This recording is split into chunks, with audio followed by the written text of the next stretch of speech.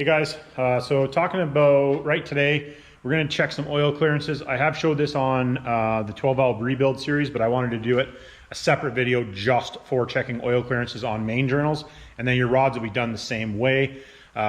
This is how we check them. There is other ways to do it, and maybe I'll do, well, we'll see. I really don't like using plastic gauge myself personally, but there is other ways of measuring it. Just this is the way that I prefer to do it. So this is the way we do it. So we got the crankshaft right here. Our mic or micrometer. Now I've already checked all this. So I know that it is, all the journals are the same size. I've already measured them all. And we have already come over here. Whoop. And that's how, so I guess I should say that. Didn't say that. Checking your micrometer. So we're 3-inch, 258.5 thou, 58 and 6/10 actually. I have already set the dial bore gauge, so you need to know that to be able to check the oil clearance. Because you need to know the size of your crankshaft. You want to make sure you check all the journals too. Because now this crankshaft has been ground, so if you don't check all the journals and you have one journal that's no good, you will have an issue. So I have already checked. This is already set up. And we're getting, I've already checked these journals. We're getting 3 thou, 2/10, so really close. Now what I wanted to show, I'm going to show checking this one, and it's the exact same process for doing it. If you don't have a dial bore gauge, you can do it with plastic gauge. I prefer to do it this way, so it's a more accurate way to do it. And you also can do it with a micrometer. There is actually a micrometer for, where it was. There's also a micrometer like this that has a ball on the end of it, right in here. And the reason for that is so that it goes down inside the bearing. But there is that also, if you want to do it that way. If you need to juggle bearings and stuff like that, then you need something like that to measure the bearing shells. Because sometimes you will get them tight and sometimes you can juggle them. More in a gas application than in a diesel application, because the clearances on a diesel are much bigger than on a gas application. Obviously we're talking like 3 thou, 3 2/10. Or 3 2/10, yeah, 3 2/10. So considerably more than a gas engine would have, unless it's a super high performance engine. Now, putting these caps on, something that you can notice, they are always marked 1, 2, 3, 4, 5, 6, 7. And you're always going to be your bearing tang right here. You're always going to be bearing tang to bearing tang. So that's an easy way to tell. Pretty much every engine is that way. Not every engine is, but pretty much.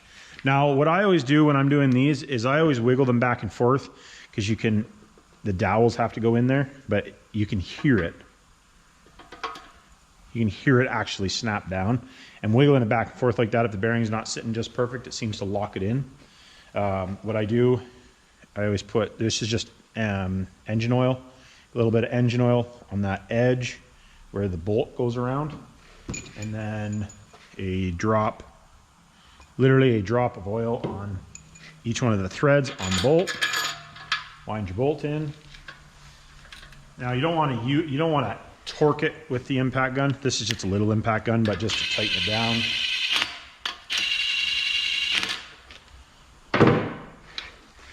So then I will torque this one, and we'll check the clearances on it. Oh, still have it on the. So first one on these anyway, you're going to be 45 foot-pounds.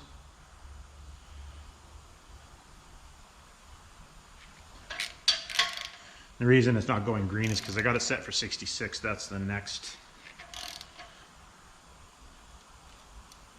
I just pay attention to it. That is the next. Next one is 44 or is 66. Kind of on the wrong side here. So bear with me.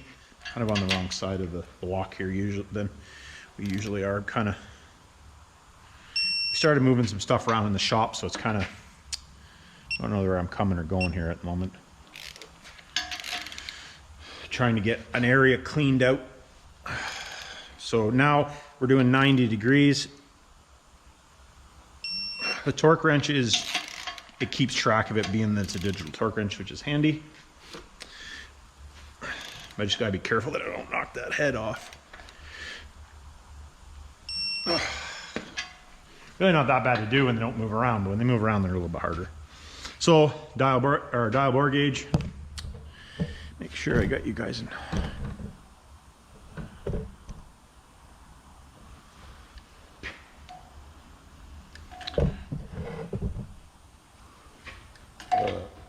So measure this up. Yeah, it's like 3 thou right on.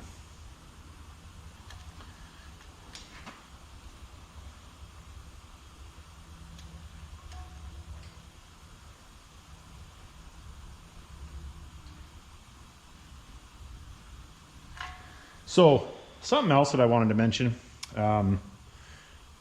when you're using the dial bore gauge, it's a little bit hard. It might be hard for me to hold everything here, but when you're, let's see if I can. When you have the dial bore gauge,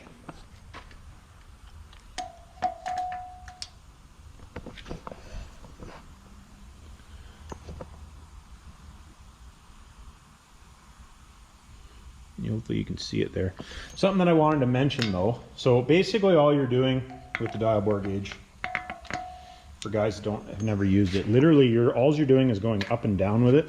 A little the way you get up and down with it like this, basically to bring it to the point where your lowest number on your gauge, so your negative number, is what you're trying to do. Now something pretty easy to do. They're really not very hard. You kind of monkey around with them a little bit and they're pretty easy. Something I did want to mention though, so when you measure from here to here, you want to make sure that your clearance is in where you want your clearance to be. On a relatively stock Cummins, 3 thou is fine. But something that you want to mention, that I want to mention, is that lots of times this gap, so like from this corner to this corner and from this corner to this corner, is actually going to be larger than this.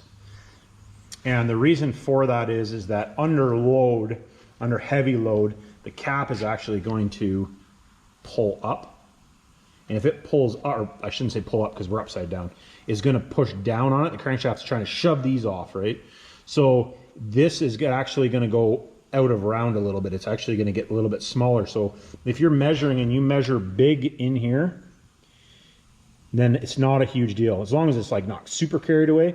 But you know, if you're a little bit big on this side versus here, that's okay, because when you're winging down the highway at, let's say 3,500 RPM out pulling that Duramax, then you need to be a little bit, it's okay to be a little bit out of round, technically. Now, when you measure these bores, lots of times these bores are almost perfectly round on a Cummins because of the size of them. But there is lots of engines, lots of small blocks and stuff like that, that they are like that. So just so you're forewarned if you're doing it, if this gap is bigger than this gap, within reason, I would say probably no more than maybe 6/10. I like no more than 6/10 bigger. If you're more than 6/10 bigger, it's a little bit on the dicey side, in my opinion. It's up to you guys what you want to do. But anyways, that's how you check your oil clearances from your crankshaft to your mains, and then your rods are the exact same process. It's just, so you're going to measure you measure every one of your rod journals, and then do the same thing with the rods. So you're just torque your rods with the bearing in, and then measure your clearance. There again, you can do it with plastic gauge. I used to do it plastic gauge after we were done to verify, but we've done so many of them that it's just an extra, because to do plastic gauge on everything is an extra couple hours anyway, because I personally don't leave the plastic gauge in there. I always take it out. So it's torque it, take it back off, torque it, take it back off, torque it, take it back off, torque it, take it back off. So it's a lot of work. So we do it this way, never had an issue. Technically the right way to do it is with this. And then if you need to juggle bearings, like I said, you need that little you need a little micrometer, like what is it? Like a little micrometer like this one for checking bearings. And you can buy all that stuff. You know, this stuff's not super expensive. I would say realistically for $1,000 or so, you could have decent stuff to work with. So anyways, like, subscribe, hit me down in the comments. Please share, you know, share, comment, like. It really makes a difference. I'm trying to get the channel to really start growing up. So if anything you guys can do for me, I appreciate it. All right, thanks for watching.